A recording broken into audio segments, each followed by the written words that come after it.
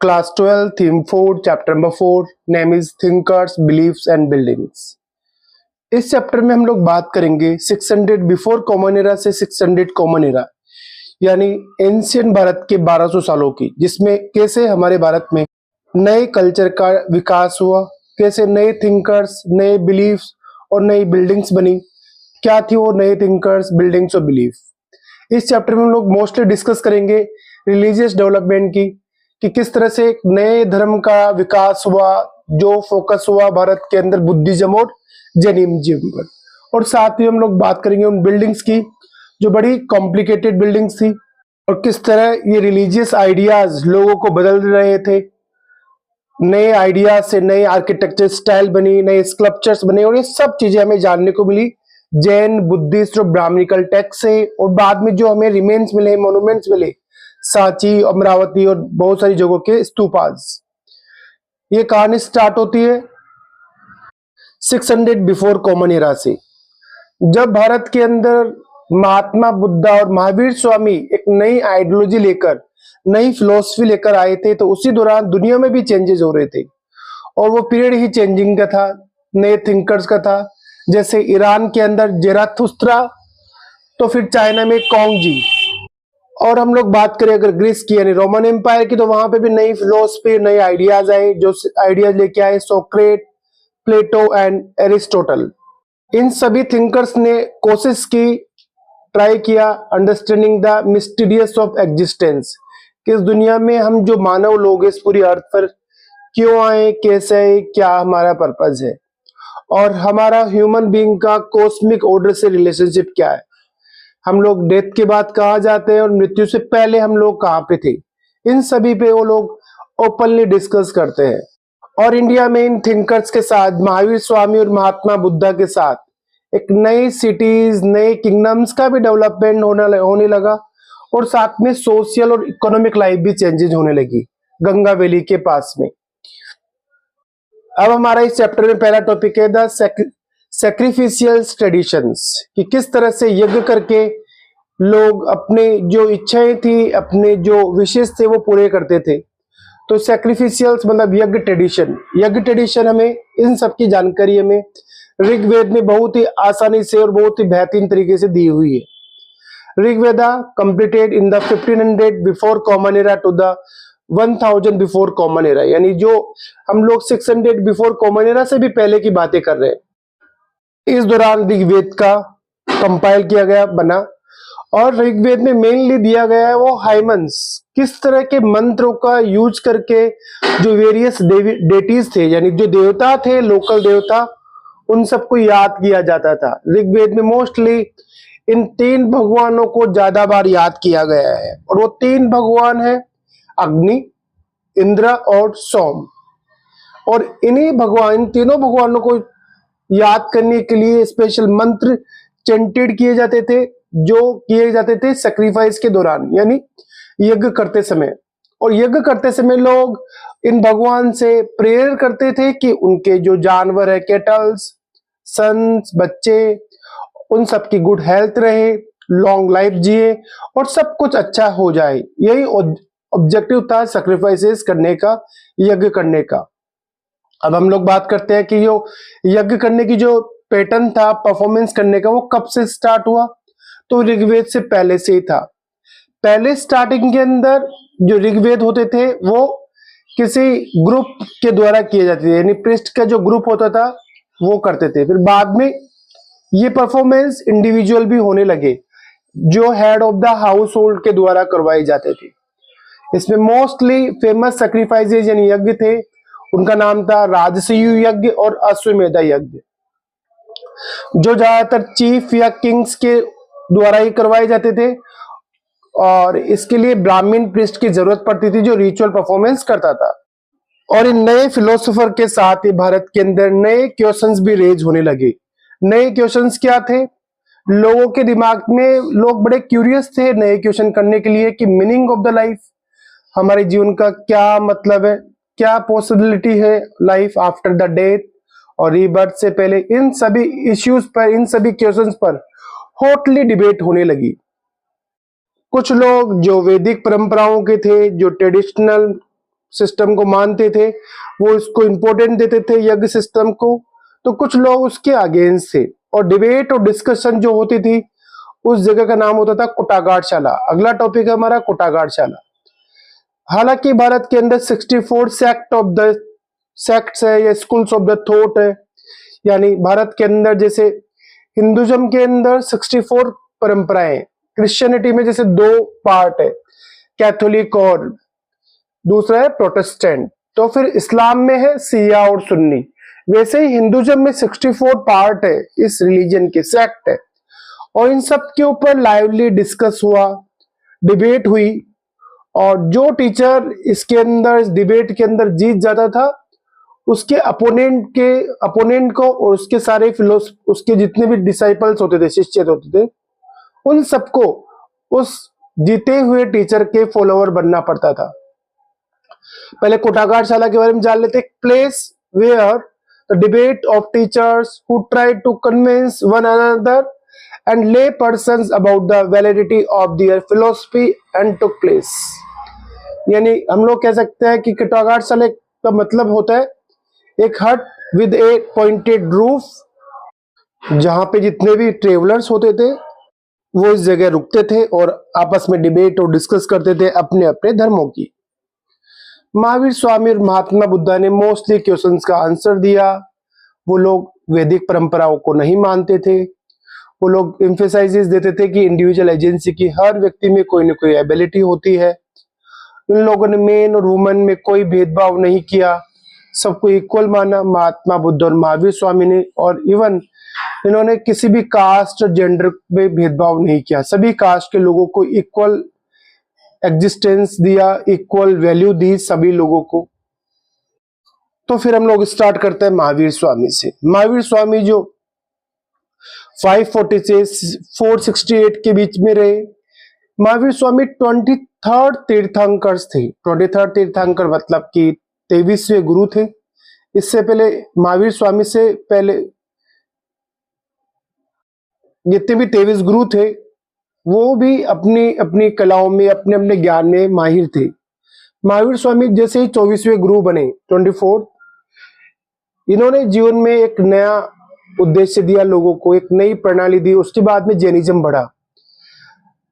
महावीर स्वामी को तीर्थंकर कहा जाता है, एक teacher who guide the main and woman across the river of existence. मतलब कि इस सांसारिक दुनिया से सबको मुक्ति दिलवाना ही किसी भी टीचर का, किसी भी गुरु का मेन उद्देश्य होता है। चलो जैनिज्म की कुछ बात करते हैं।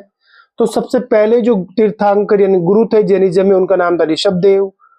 23rd जो थे वो पार्श्वनाथ थे, और 24th थे जिनका नाम हम पढ़ रहे हैं महावीर स्वामी।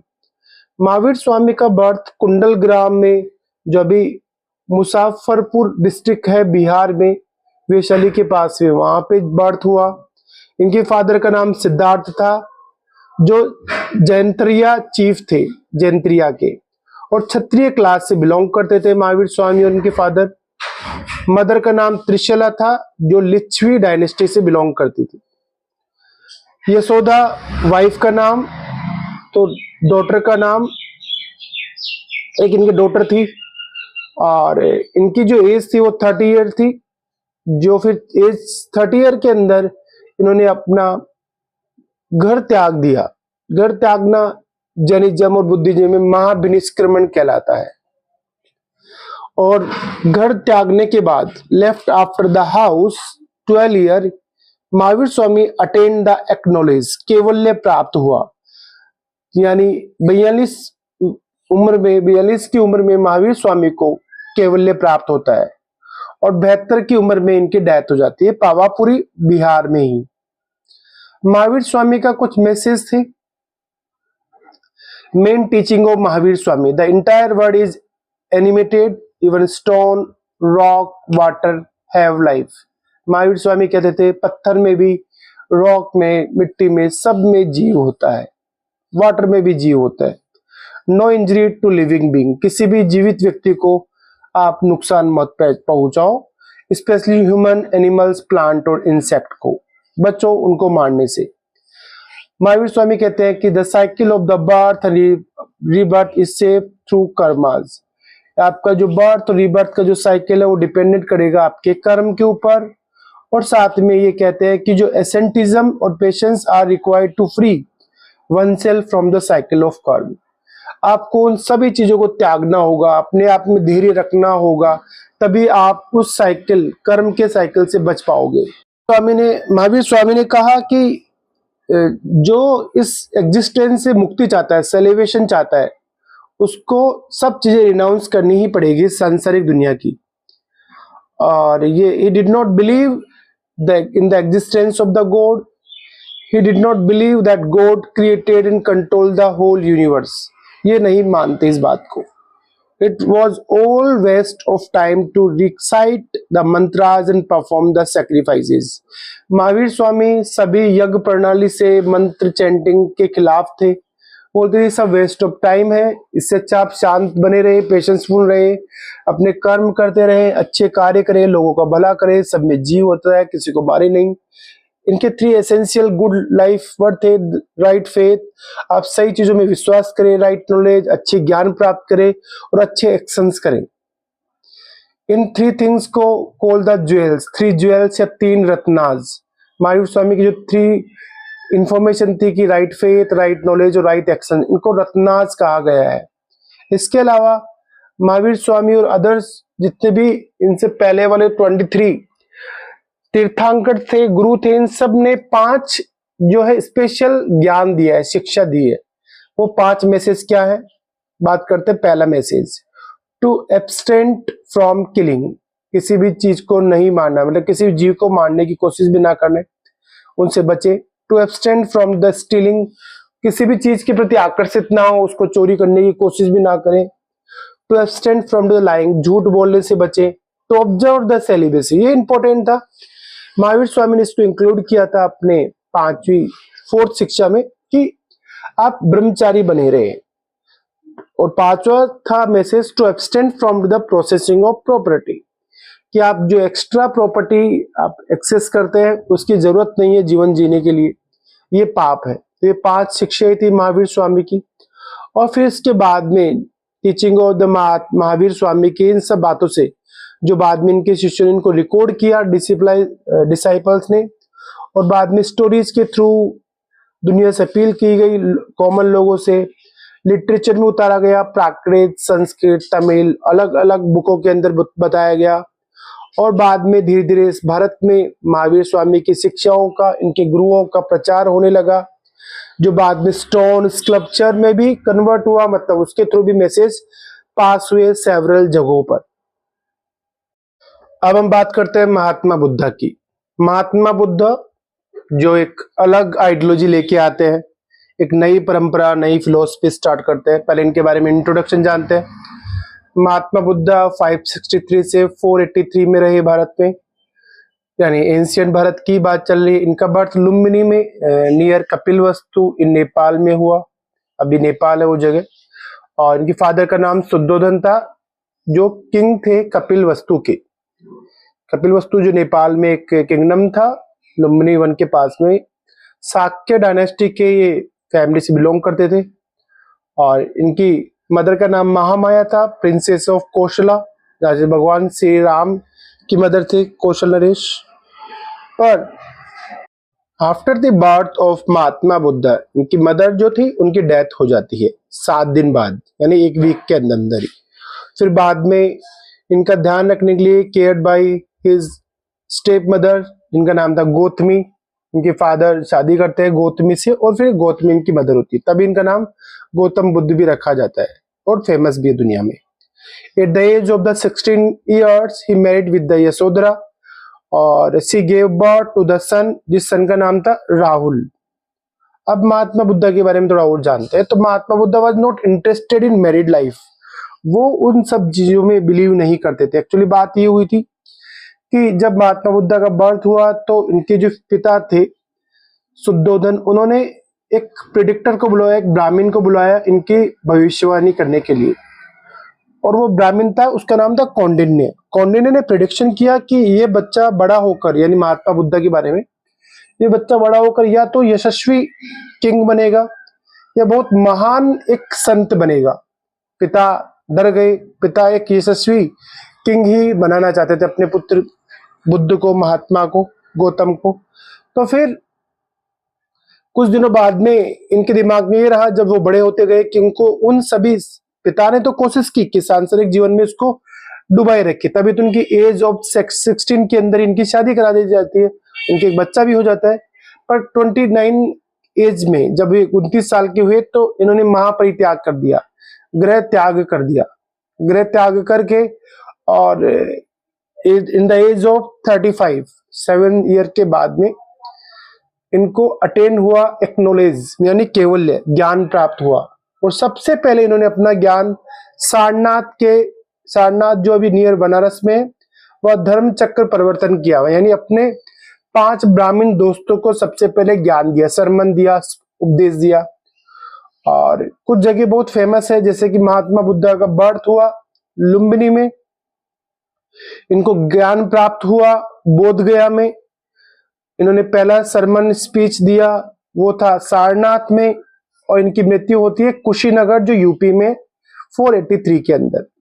अब बात करते हैं महात्मा बुद्धा की लाइफ के बारे में। Mahatma Buddha was the great influencer and teacher who changed the life of the most of the population of that time.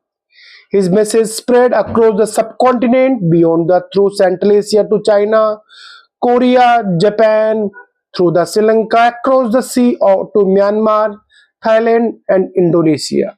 जो ईस्ट भारत है, भारत के ईस्टर्न वाली जितनी भी कंट्रीज है, उन सब में आज जो बुद्धिज्म है वो महात्मा बुद्धा की ही देन है।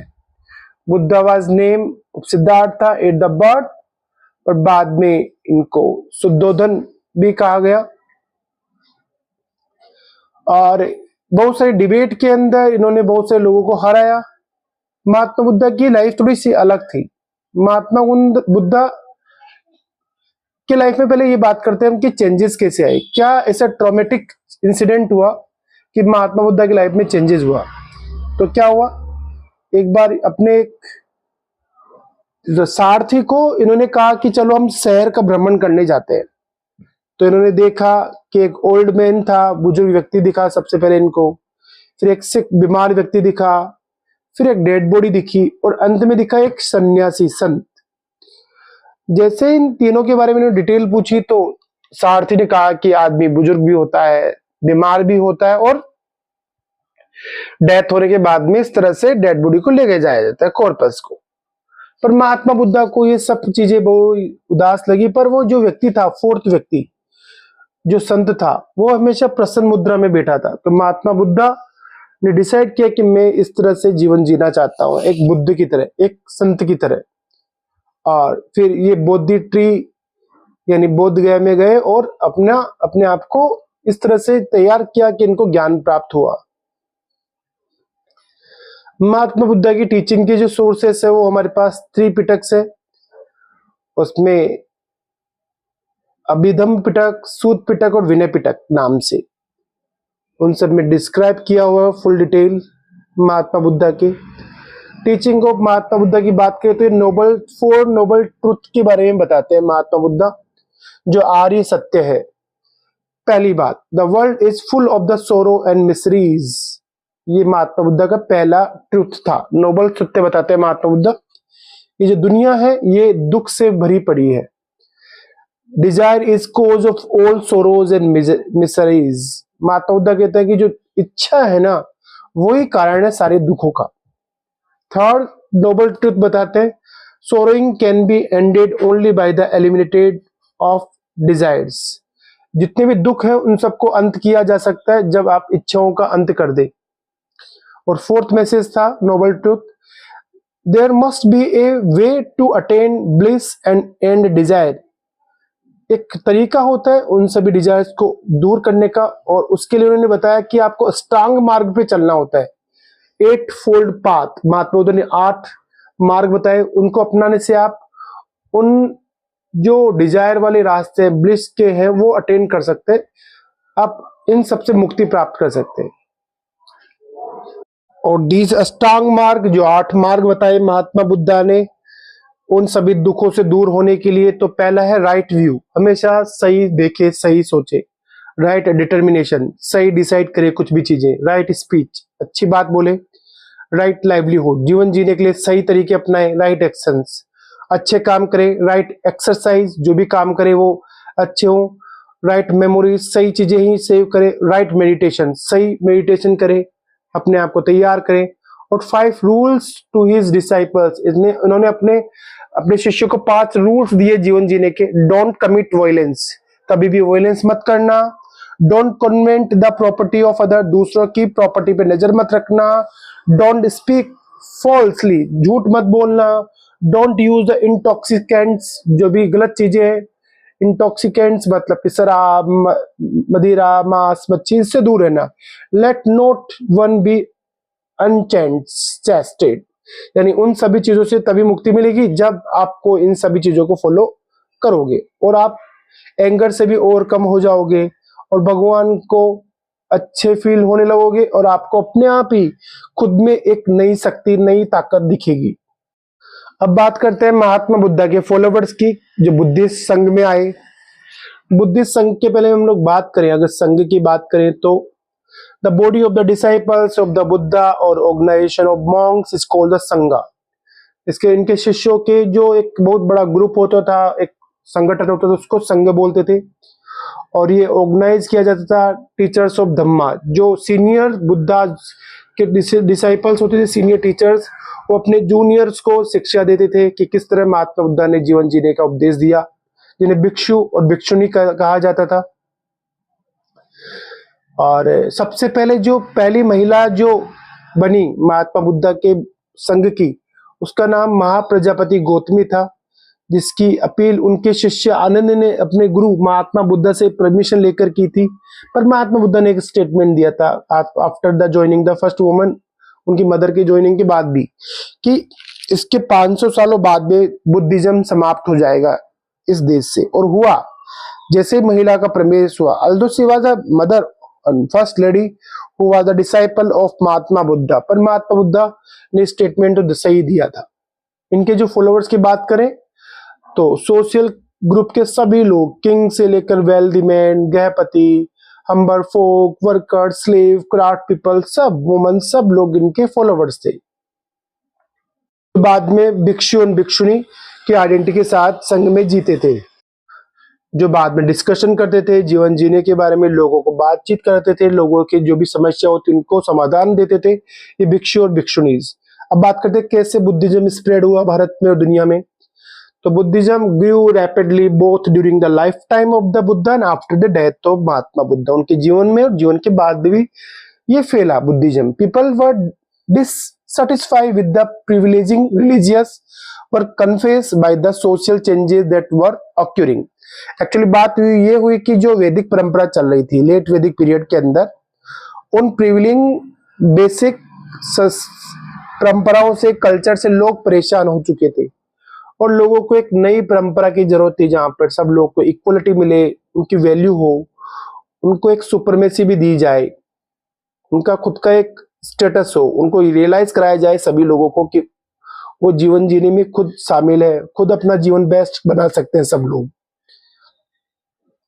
तो इस तरह से महात्मा बुद्धा के लोग फॉलोअर्स बनते गए। अब हम बात करते हैं स्तूपास की।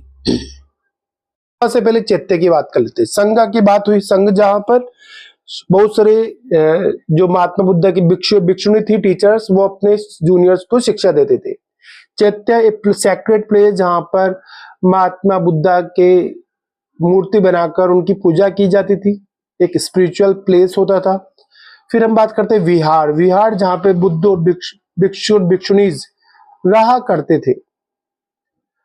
तो अभी फिलहाल भारत में जो ग्रेट एग्जाम्पल है बुद्धिज्म के, वो अजंता और एलोरा की जो चैत्याज है उसके बारे में हम देख सकते हैं, या फिर महाराष्ट्र के एलिफेंटा केव्स के ऊपर 900 जो अलग अलग टेम्पल्स बने हुए हैं महात्मा बुद्धा के, उसके बारे में भी हम देख सकते हैं। बुद्धिस्ट लिटरेचर के बारे में बात करें हम लोग तो वो 3 टोकरीज जिनके बोलते हैं, त्रिपिटकास बोलते हैं, अधिदम पिटक, सूत पिटक और विनय पिटक है। अब बात करते हैं स्तूपास क्या होते हैं। Mounds were relics of the Buddha, such as his bodily remains or objects used by him were buried, were known as stupas. महात्मा बुद्धा के समय जो यूज करते थे चीजें, और उनके डेथ के बाद में उनके शरीर के कुछ हिस्से जिनको एक जगह पे बरीड कर दिया गया, उस जगह पे जो अंडाकार का जो शेप दिया गया उसे ही स्तूपा कहा जाता है। और ज्यादातर स्तूपा अशोका ने भारत के अलग अलग जगहों पे बनवाए, जो थे बहरूत का स्तूपा, सांची का स्तूपा, सारनाथ का stupa in 2nd century before common era. चलो अब स्ट्रक्चर ऑफ स्तूपा की बात करें तो stupa is a Sanskrit word which meaning is a heap जो एक ढेर होता है किसी चीज का। The structure of stupa originated as a simple circular mound of the earth called अंडा, जो हाफ अंडे के शेप में होता है। ग्रेजुअली आप फोटो में भी देख सकते हैं, gradually it develop into more complex structure. Above the end was the harmika, सबसे ऊपर हर्मिका है। फिर एक balcony like structure that represented a residence of the god. फिर arising from to the harmika was the mast called the yasti, surrounded the छतरी and umbrella, वहां पे ऊपर अम्ब्रेला है। Around the mount was railing बनी हुई है चारों तरफ माउंट के, जो separating the sacred space from to the secular world. जो सबसे पुरानी स्तूपास की बात करें तो सबसे पुराना स्तूपा भारत का सांची का और बहरूत का स्तूप है।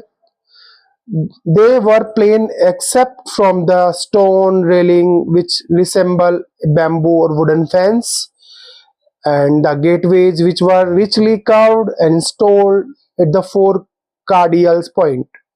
चारों तरफ स्तूपा के चारों डायरेक्शन में गेटवेज बना हुआ है, तोरण द्वार बना हुआ है, रेली बनी हुई है, रेलिंग स्टोन से बनी हुई है, कुछ जगहों पर बैम्बूज वुडन यूज किया गया है, फेंसेस ताकि कोई एंटर ना करे, अननेसेसरी चीजें।